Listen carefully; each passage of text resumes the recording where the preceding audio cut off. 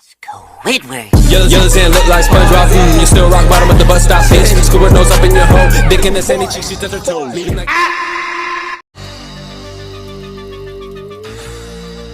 Hai guys, malam itu yang memperlihatkan keluarga si Patrick dalam perjalanan pulang setelah dari acara pesta kostum. Kali ini mereka harus menempuh perjalanan yang cukup jauh di malam yang sunyi ini. Ditambah lagi saat itu secara tiba-tiba saja mobilnya mogok di tengah jalan. Bunny memberitahu suaminya bahwa mobilnya telah kehabisan bensin. Cecil baru mengetahuinya, akhirnya satu keluarga itu memilih untuk berjalan di tengah malam, berharap bisa menemukan pom bensin. Si Patrick dan keluarga sempat melihat ada suatu tempat yang memiliki cahaya berwarna hijau. Karena penasaran, akhirnya satu keluarga segera pergi untuk melihatnya. Singkat cerita, mereka tiba di sana. Cecil menganggap bahwa tempat itu merupakan toko jual beli video. Tanpa basa-basi, mereka pun langsung masuk ke dalam toko yang cukup menyeramkan itu. Tentunya untuk meminjam kaset video itu. Hingga di sini Cecil kepikiran untuk menonton film tersebut bersama dengan keluarga untuk menutup pesta Halloween. Tentu satu keluarga itu sangat setuju dengan usulan Cecil. Karena si Patrick sedang bingung harus memiliki kaset apa, Cecil langsung memanggil pemilik toko film tersebut, namun saat itu ternyata tidak ada orang sama sekali. Tiba-tiba kaset itu pada berterbangan berkumpul di satu titik sebuah lubang kematian. Tak lama datanglah pemilik toko yang sudah meninggal itu. Dia bernama Flying Dutchman. Dengan mudahnya si pemilik toko itu bisa memilih kaset itu berdasarkan usia dari pembelinya. Tentu mereka pun sangat senang guys. Setelahnya si pemilik toko langsung meminta kartu tanda keanggotaan mereka. Cecil berkata bahwa mereka tidak memilikinya. Namun si pemilik toko itu langsung mengambil kartu pembayaran di balik kepala Cecil. Sehingga dengan begitu satu keluarga tersebut setelah membayar kaset film, mereka pun bisa membawanya pergi. Setelah keluarga itu tak ada, si pemilik toko tertawa jahat guys. Singkat cerita, akhirnya mereka pun tiba di rumahnya. Seperti biasa, si Patrick ingin menguji coba kaset film itu yang pertama. Namun karena si Patrick otaknya rada ngegeser, dia mau memasukkan kedua matanya ke dalam kaset yang berlubang itu. Bahkan dengan menikmatinya hingga datanglah Squidina yang langsung melepas kaset tersebut dari kedua bola matanya. Lalu Squidina langsung segera memasukkan kaset itu ke tempat yang seharusnya agar kaset tersebut bisa terhubung ke TV. Dan setelah semuanya selesai, satu keluarga langsung berkumpul untuk menonton film tersebut. Lalu diperlihatkan di dalam film nampak seorang bocil yang sedang naik ayunan seorang diri. Namun secara tiba-tiba anak itu menghilang seperti ditelan bumi. Tak disangka tayangan selanjutnya adalah si Patrick dan juga Squidina yang sedang jalan-jalan pergi ke taman hiburan. Entah mengapa bisa ada dua orang yang secara kebetulan mirip dengannya. Bahkan si Patrick dengan Squidina juga menganggap bahwa itu adalah mereka berdua. Namun mengapa bisa terjadi? Mereka merasa aneh, namun Cecil mengatakan kepada kedua anaknya bahwa berarti film ini sangatlah bagus. Di tayangan TV itu, mereka berdua pun sempat berhenti di tempat wahana tempat bermain. Squidina terkejut karena tempat bermain kebanyakan diisi oleh banyak anak laki-laki. Saat itu Squidina pun ingin meminta bantuan kepada si Patrick, namun dia melihat jika si Patrick tidak berada di sekitarnya, yang mana ternyata di balik sana si Patrick sedang memesan makanan kepada Flying Dutchman, yang kini alih profesi sebagai tukang penjual. Karena kini si Patrick tidak bisa diandalkan, akhirnya Squidina terpaksa melakukannya sendirian. Di sini Squidina pun langsung menghampiri si bocah yang sedang bermain sendirian itu. Di sini Squidina meminta ingin bergantian bermain, namun si bocah itu menolaknya sehingga Squidina langsung segera pergi. Setelahnya secara tiba-tiba saja mainan itu berubah menjadi mainan berhantu dan bisa hidup sehingga si bocah itu langsung dikerjai oleh mainan tersebut dengan berputar sangat cepat. Akhirnya membuat bocah itu terlempar dan si mainan itu langsung pergi dari tempatnya. Lalu Squidina menghampiri dua bocil tadi yang sedang bermain pasir. Dia ingin juga masuk ke dalam anggotanya, namun dua bocil itu menolaknya, sehingga membuat Squidina pergi mencari teman yang lain. Namun siapa yang menyangka bocil itu justru malah dilahap oleh pasir berhantu itu setelah ditolak oleh Squidina. Kebetulan saat itu Squidina berhasil menemukan permainan yang kosong, dia langsung naik ke atas untuk mencoba permainan perosotan. Secara tak terduga, permainan itu hidup seperti hantu, dan memang sengaja hantu perosotan itu memanjangkan lintasannya untuk mengerjai Squidina. Dan pada akhirnya Squidina pun langsung dilap oleh hantu tersebut sebelum dia meminta bantuan kepada saudaranya. Sedangkan terlihat saat itu si Patrick yang kini perutnya semakin gendut usai terus memakan makanan tersebut, dia pun akhirnya menyadari setelah melihat kondisi Squidina yang dalam bahaya saat bermain. Si Patrick langsung membuang makanan itu lalu berlari untuk menyelamatkan saudaranya. Tak disangka saat dia menyenggol pasir hantu, secara tiba-tiba saja pasir itu kembali seperti semula. Anak-anak selamat lalu saat si Patrick melompat hingga mengenai satu mainan berhantu hingga rusak. Si Patrick semakin terburu-buru setelah melihat nyawa Squidina sedang dalam ambang celaka. Ia menggunakan kemampuan loncatan tinggi dengan beban badan seberat itu. Ia berhasil menghancurkan hantu perosotan tersebut sehingga nyawa Squidina berhasil terselamatkan berkat si Patrick. Akhirnya disinilah semua mainan berhantu itu langsung berkumpul bersama. Mereka mengatakan tidak bisa berburu di tempat ini karena sangat berbahaya jika si Patrick harus berada di sini. Alhasil mereka pun langsung segera pergi melalui jalur tanah untuk berburu di tempat yang lain. Si Patrick yang bersedih karena semua makanannya juga harus menghilang bersamaan dengan hantu-hantu itu. Squidina pun berpikir bahwa memang di sini tempatnya sangat menyeramkan, dan film pun ditutup dengan Flying Dutchman yang keluar dari kaset dan menghilang yang membuat mereka ketakutan. Berbeda halnya dengan Cecil yang sangat menikmati film tersebut, berikutnya kini giliran film favorit Cecil yang menceritakan tentang percintaan nuansa romantis yang judulnya Makan Malam. Di film itu juga ditampilkan muka Cecil dan Bunny, jadi anggap aja ini adalah cerita mereka berdua. Di sini mereka berdua pergi jalan-jalan naik ke sepeda ganda di saat matahari sedang terbenam. Mereka sangat menyukainya. Cecil dan Bunny saling berbalas kisah cinta mereka yang sangat indah. Hingga di sana mereka sempat berhenti. Bunny mengatakan apakah itu adalah restoran indah yang akan mereka tuju, ucapnya. Tentu si Cecil langsung menjawab bahwa memang benar tempat restoran itu akan menjadi tempat makan malam mereka berdua. Ternyata Cecil selalu mencari informasi semuanya dengan bantuan komputer yang sekarang juga sedang dibawa oleh Cecil di belakangnya. Tentunya Bunny pun sangat senang bisa berkencan dengan Cecil yang sangat pengertian. Singkat cerita, malam pun tiba yang memperlihatkan mereka berdua sudah berada di restoran yang penuh cinta. Mereka makan malam bersama dengan sangat romantis. Saking hubungan mereka sangat baik, ada salah satu pembeli yang sengaja menghampiri Cecil untuk memberikan setupuk kue kepadanya. Karena sepasang suami itu sangat iri dengan keromatisan mereka berdua, tentu si Cecil langsung menerima kue tersebut dan langsung memakannya, guys. Bunny sangat senang dengan restoran tersebut dikarenakan semua orang yang berada di sini sangat ramah. Sedangkan pelayan langsung melumuri Cecil dengan banyak mentega karena ini adalah permintaannya sendiri. Sedangkan si Bunny langsung segera memesan makanan kepada pelayan. Tentunya Bunny langsung memilih menu spesial yang ada di restoran ini. Sontak Bunny sudah tak sabar lagi dengan hidangan tersebut, hingga pelayan tadi melihat jika Bunny tidak memiliki alas kaki, sehingga karena emang sudah kebijakan di restoran ini, si pelayan itu langsung memakaikan Bunny kedua alas kaki yang sebelumnya sudah disiapkan. Bunny pun sangat senang dengan pelayanan elegan itu, bahkan Cecil dan Bunny mulai dilumuri beberapa bumbu spesial rahasia. Mereka juga sangat senang karena mereka juga sangat nyaman. Namun ada salah satu pelanggan yang sempat menjilat tubuh Cecil untuk mendapatkan bumbu spesial itu. Kemudian secara tiba-tiba saja Bunny dan Cecil merasa bahwa tempatnya sangat panas, namun si Cecil mengatakan bahwa ini adalah efek dari kisah cinta mereka yang mulai membara hingga memanaskan tempat ini. Dan ternyata saat ketika meja itu diangkat, mereka duduk di kursi yang di bawahnya ada api yang cukup besar memanaskan tubuh mereka.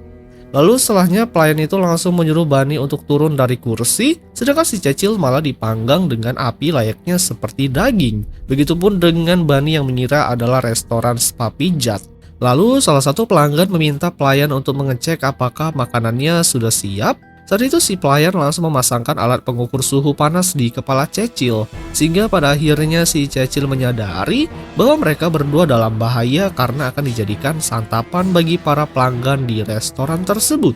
Cecil sempat melihat ada pelanggan yang mengenakan atribut bintang yang menandakan memang mereka orang-orang yang suka makan bintang laut, sehingga Cecil berkata kepada Bunny dengan berpura-pura bahwa dompetnya ketinggalan di rumah, namun sayangnya si Bunny justru mengatakan bahwa dia yang akan membayarnya. Dan pada akhirnya di sini setelah Bunny melihat orang itu sedang memegang sendok dan garpu, dia baru sadar bahwa ternyata dia dan Cecil akan dijadikan santapan bagi mereka semua. Tentu mereka ketakutan, beruntungnya saat itu si Patrick langsung menghentikan film tersebut. Bukan karena takut, karena si Patrick sedang kebelet pipis. Diperparah lagi, kini ia tak bisa pergi ke kamar mandi, sehingga keluarganya juga ikut panik. Namun setelah beberapa saat ternyata si Patrick masih bisa buang air kecil di kamar mandi. Alhasil Bunny langsung segera menyuruh si Patrick agar duduk lagi serta melanjutkan film tersebut. Karena meski menakutkan, namun mereka juga sangat penasaran dengan kelanjutannya. Saat film disetel kembali, terlihat Cecil dan Bunny mulai panik, mereka mulai diserang, pintu keluar juga mulai ditutup oleh si pelayan itu. Lalu si pelayan kembali menyuruh mereka berdua untuk pergi ke tempatnya lagi. Namun Bunny langsung menolak dan memberikan uang agar mereka bisa dibiarkan pergi, namun sayangnya orang-orang itu tetap mengejarnya. Hingga disinilah akhirnya mereka berdua berhasil keluar dari kapal tenggelam itu meski kaki Cecil sempat digigit oleh pelanggan itu. Namun lagi-lagi saat mereka sudah sampai di pucuk kapal, ternyata seluruh tempat kapal ini berada di dalam botol kaca. Jadi mereka dipastikan tidak bisa pergi untuk kabur. Tak lama kemudian datanglah orang-orang itu sehingga si Bunny langsung naik ke tubuh Cecil dan mencekiknya sangat erat.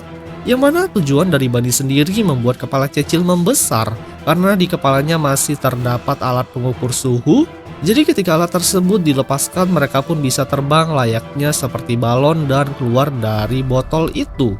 Akhirnya singkat cerita mereka berhasil keluar dan kini berada di rumahnya. Mereka tak menyangka jika makan malam itu sangat mengerikan. Namun meski begitu, mereka berdua sangat senang dengan kebersamaan waktu yang telah terjadi. Tak lama dari itu perut Bunny berbunyi menandakan dia sedang lapar. Cecil sempat mencium aroma bau makanan daging yang sangat enak. Dan setelah beberapa waktu terlihat si Cecil dan Bunny yang seluruh tubuhnya sudah menjadi tulang belulang karena ternyata daging mereka sudah matang saat dipanggang tadi. Kemudian Squidina pun sangat terharu dengan kisah itu, namun si Patrick malah memiliki pandangan lain. Dia malah memakan tangan ayahnya sendiri karena sangat menggugah selera. Di sini si kakek tua akhirnya terbangun dari tidurnya. Dia berkata agar jangan lembek dengan film tadi karena mereka tidak sepatutnya menangis hanya karena sebuah film. Tapi yang sangat kurang ajar, si Patrick malah memakan lengan kakeknya. Jadi si kakek itu marah kepada si Patrick padahal sekarang adalah giliran waktunya untuk menonton film kesukaannya. Terlihat di film itu si kakek sedang naik motor di jalan hingga dia yang bersantai sempat terganggu oleh para bocil yang sedang bermain sepedaan di jalan raya. Karena telah kesal diganggu, si kakek itu langsung tancap gas dan melewati air yang menggenang di jalan hingga mengenai dua bocil bersepeda itu. Mereka harus menghormatinya. Di sisi yang lain yang memperlihatkan seorang nenek tua yang sangat khawatir, pasalnya siput peliharaannya sedang berada di atas rumah. Sedangkan saat itu terlihat si kakek sedang tidur di atas motornya yang masih melaju, hingga si kakek tua itu malah menabrak rumah hingga membuat rumah itu bergetar hebat. Siput itu terjatuh ke bawah mengenai motor dan memantul ke atas serta berhenti di perut si kakek tua. Jadi si siput bisa selamat dari cedera. Si nenek tua itu langsung memeluk siputnya dan mengatakan kepada si kakek bahwa dia sudah menyelamatkan nyawa siputnya dan berkata bahwa dia adalah pemuda yang hebat. Tentunya si kakek tua itu merasa kesinggung karena umurnya sudah tak muda lagi. Lalu dia pun langsung segera pergi setelah memberitahu bahwa dia memiliki kartu diskon untuk belanja. Wajahnya sempat terkena cipratan lumpur dari motor si kakek. Namun si nenek itu mengingatkan si kakek agar jangan lupa mengambil hadiahnya. Jadi si kakek balik lagi untuk menerima hadiah tersebut karena sudah menyelamatkan siputnya. Di sini si kakek senang karena dia mengira akan mendapatkan imbalan duit. Akan tetapi si nenek tua itu mengeluarkan wadah yang berisi cairan hijau dan menghantamkan kepala si kakek hingga membuatnya tertidur pulas. Namun tak lama dari itu dia pun terbangun dari tidurnya dan dia melihat di sekitarnya sudah tidak ada lagi si nenek tua tersebut. Dia pun langsung marah karena dia tidak bisa mendapatkan hadiah yang sudah dijanjikan. Namun dia masih memiliki kartu diskon belanja. Alhasil si kakek tua itu langsung sudah pergi dari tempat tersebut dengan hati yang kecewa. Terlihat kini si kakek sedang memesan makanan di tempat restoran Tuan Crab. Di sini ia langsung request kepada Squidward yang menjadi kasirnya. Si kakek langsung memesan makanan dengan jumlah banyak, lalu setelahnya ia langsung segera menunjukkan kartu diskonnya. Namun ternyata setelah Squidward melihat kartu tersebut, dia menganggap bahwa kartunya tidak sesuai dengan umur si kakek tua. Pasalnya dia langsung berubah menjadi muda kembali, jadi tentunya si kakek itu tidak percaya dengan perubahan fisiknya. Ia kemudian keluar dari restoran dan tidak yakin dengan perubahan tersebut. Apalagi kini giginya satu persatu sudah bermunculan lagi, jadi si kakek tua itu panik dan segera pergi dengan mengendarai sepeda motornya. Jenggotnya juga sudah berubah, dia pergi ke rumah nenek tua untuk menanyakan apa yang sebenarnya sudah terjadi. Di sini ia langsung masuk ke dalam meski si siput telah melarangnya. Si kakek melihat bahwa si nenek sedang minum santai di rumahnya, yang mana si kakek langsung menanyakan kepadanya mengapa tubuhnya berubah menjadi lebih muda lagi. Dia menganggap bahwa si nenek telah memberikan kutukan kepadanya, namun si nenek tua itu mengatakan bahwa dia hanya memberikan hadiah sebagai balas budi si kakek, yang dimana hadiah tersebut dengan mengubahnya menjadi lebih muda lagi. Yang kemudian kabut asap warna pink mulai memenuhi isi ruangan itu, dan secara tiba-tiba saja beserta dengan tempatnya telah menghilang. Lalu si kakek memutuskan pergi pulang ke rumahnya. Di sepanjang jalan perubahan tubuhnya sudah terlihat jelas. Di sana terdapat ada beberapa orang yang tak sengaja melihat si kakek melintas. Namun mereka sangat terkejut pasalnya si kakek tua itu secara tiba-tiba saja bisa berubah menjadi lebih muda lagi. Mereka sangat hafal dikarenakan melihat dari pakaian dan motornya yang digunakan. Untuk itu mereka pun memutuskan untuk mengejarnya guna mencari tahu mengapa hal itu bisa terjadi.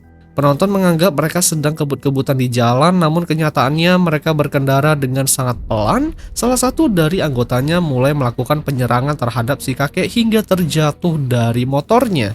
Lalu grup geng motor itu langsung mendorong motor si kakek hingga terjatuh ke dalam jurang. Sementara itu si kakek langsung dipukuli rame-rame, dan di sini ternyata alasannya sangat sederhana. Si kakek tidak boleh melewati batas jalan yang sudah ditentukan, karena jalan itu hanya diperbolehkan bagi kaum para lansia saja.